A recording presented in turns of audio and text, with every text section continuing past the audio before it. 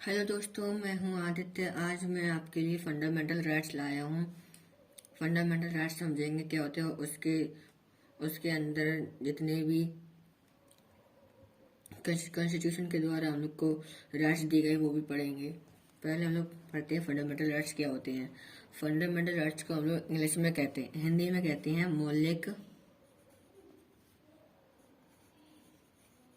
मौलिक अधिकार।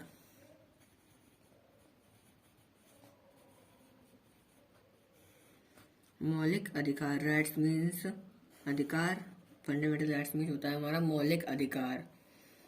और वो पढ़ते हैं, every human being is entitled to enjoy certain rights which ensure a good and healthy living। हर एक मानव मनुष्य को अधिकार है कि वो अपनी अच्छी और इंजॉय भरी जिंदगी जी सकता है। The constitution of India offers all citizens some basic rights. हमारा जो कॉन्स्टिट्यूशन है, कॉन्स्टिट्यूशन को हम लोग हिंदी में संविधान कहते हैं। कॉन्स्टिट्यूशन को हम लोग हिंदी में कहते हैं संविधान। The constitution of India offers all citizens some basic rights. हमारा संविधान इंडिया के सिटीजन्स को कुछ महत्वपूर्ण राइट्स अधिकार देता है। These rights are known as fundamental rights. इन राइट्स को हम लोग फंडामेंटल राइट्स कहते हैं। फंडामेंटल राइट्स मतलब मौलिक अधिकार।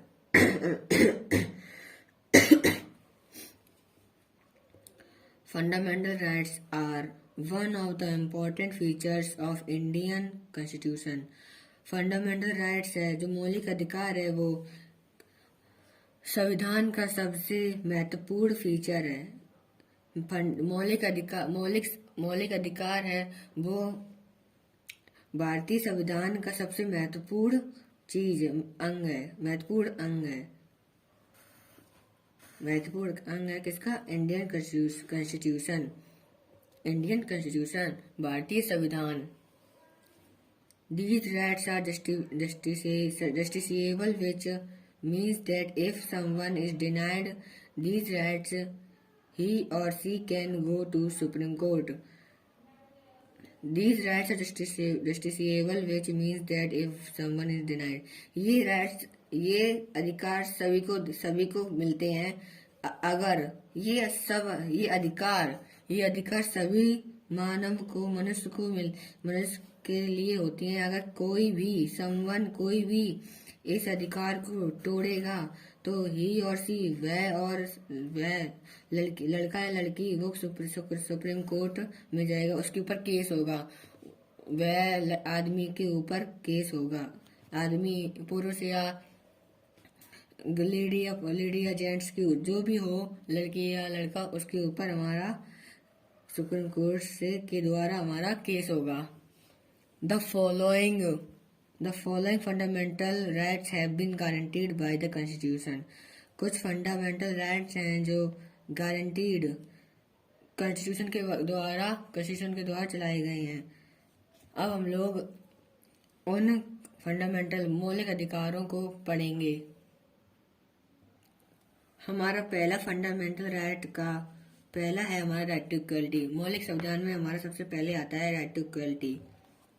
इक्वलिटी मीन्स सभी एक समान है, मतलब कोई भी बड़ा नहीं है, कोई भी छोटा नहीं है, सब एक ही है। Right to equality first number पढ़ेंगे। Equality before law are and equal protection before law. सभी लॉ के सामने, लॉ मीन्स हमारा होता है वो नहीं कानून। लॉ मीन्स होते हैं हमारे कानून के सामने आगे सभी बराबर हैं और सभी के लिए इक्वल प्रोटेक्शन है, मतलब सभी के लिए एक जैसी सुरक्षा है। सभी के लिए एक जैसी सुरक्षा है और सभी एक समान है कानून के तहत। Prohibition of discrimination on the grounds of religion. Right to equality हमें एक राइट देता है कि किसी भी डिस्क्रिमिनेशन नहीं होगा किसी के साथ, किसी के रिलीजन में, रेस में, इंडिविजुअल्स एटसेट्रा, जेंडर बहुत है जिसमें हमारा डिस्क्रिमिनेशन नहीं होगा। ये हमारा राइट टू इक्वलिटी हमें राइट देता है। Fourth, third, equality of opportunity regarding employment. सभी को कोई भी जो इंसान, कोई भी मानव मनुष्य मन चाहे कुछ भी एम्प्लॉयमेंट कर सकता है। मतलब कोई भी आईएएस बन सकता है, कोई भी आईपीएस बन सकता है, जिसे जो मर्जी वो एम्प्लॉयमेंट कर सकता है। उसे इक्वलिटी मतलब उसे वो भी बराबरी का, उसको भी बराबरी का हक है। Fourth, abolition of untouchability.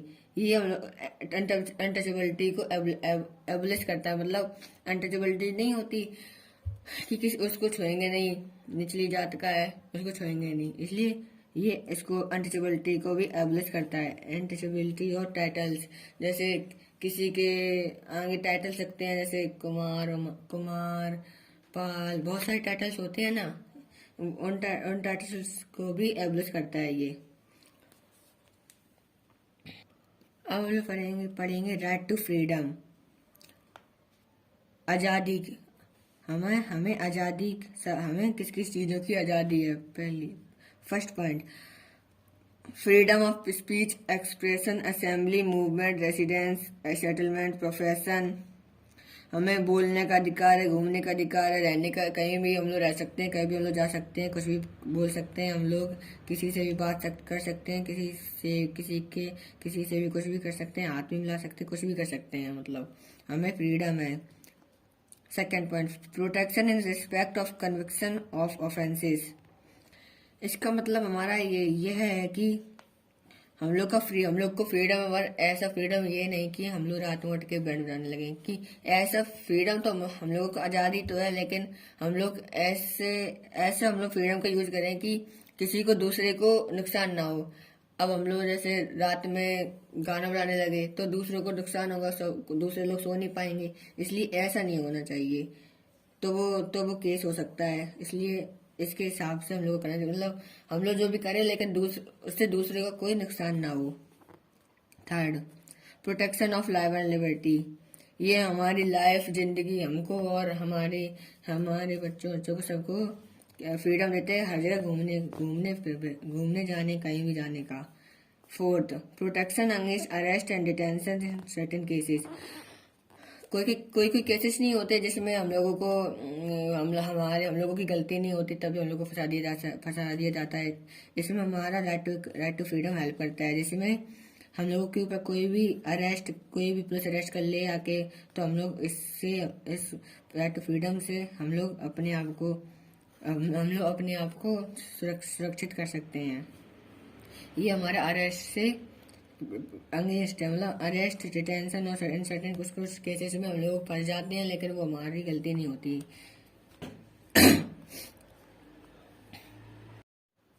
अब हम लोग पढ़ेंगे culture and educational rights. Culture में हमारा होता है सांस्कृतिक।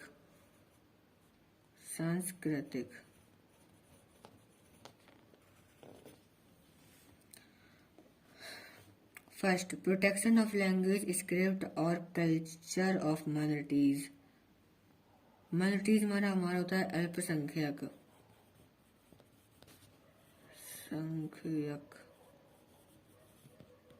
मतलब जो कम संख्या में हो, minorities.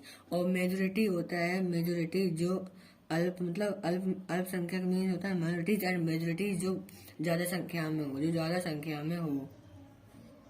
The protection of language, script और कल्चर ऑफ माइनॉरिटीज। अल्पसंख्यकों की भाषा स्क्रिप्ट मीन होता है लिपि और कल्चर में संस्कृति की रक्षा। ये हमें हमारी भाषा, लिपि और संस्कृति को रक्षा सुरक्षित करता है। Second, right of minorities to establish and administer educational institution. अल्पसंख्यकों को अधिकार है कि वो कहीं भी एजुकेशन इंस्टीट्यूशन मीन्स शिक्षण संस्था खोल सकते हैं। अल्पसंख्यकों को अधिकार है कि वो कहीं पे भी एजुकेशन इंस्टीट्यूशन मीन शिक्षण संस्था खोल सकते हैं. Let's be read right to constitutional remedies. Right to constitutional remedies हमारा मीन्स होता है उपचार. हम अधिक सावधानिक उपचार सावधानिक उपचार के अधिकार. Remedies for enforcement of the fundamental rights conferred by this part. Writs of habeas corpus mandamus provision certiorari and quo warranto. ये यहाँ से हमारे सब यहाँ से लेकर ये सब हमारे एग्जाम्पल हैं. इतना हम लोग समझेंगे क्या होता है remedies for enforcement of the fundamental rights conferred by this. इसका मीन्स हमारा है कि इस भाग के मौलिक अधिकार के इस भाग में मौलिक अधिकार के ये है भाग लागू करने के उपाय है. ये हमारे मौलिक अधिकार मौलिक अधिकार को लागू करने का उपाय है. इस भाग में फिर से बताते हैं, इस भाग से मौलिक अधिकारों को लागू करने का उपाय. इस भाग से हम लोग ये एग्जाम्पल हैं, इनसे हम लोग मौलिक अधिकारों को लागू करते हैं, ये लागू करने का उपाय देते हैं. हम लोग पढ़ेंगे राइट टू एजुकेशन, पढ़ने का अधिकार. Provision for free and compulsory education for all children in the 16 to 14 age group.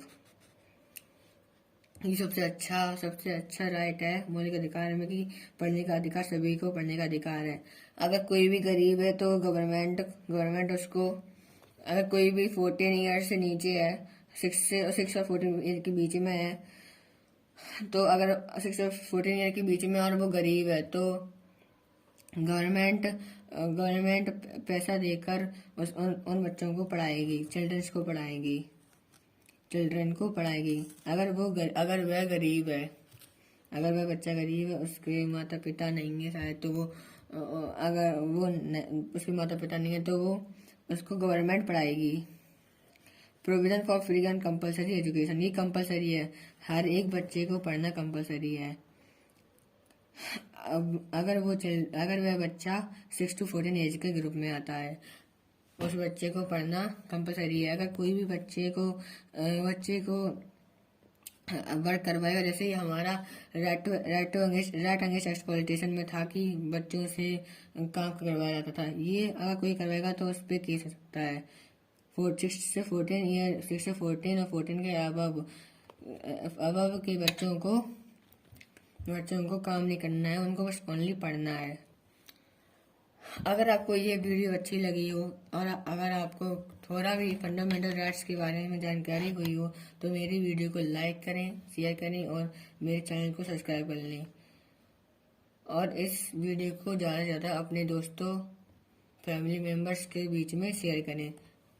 Thank you for watching.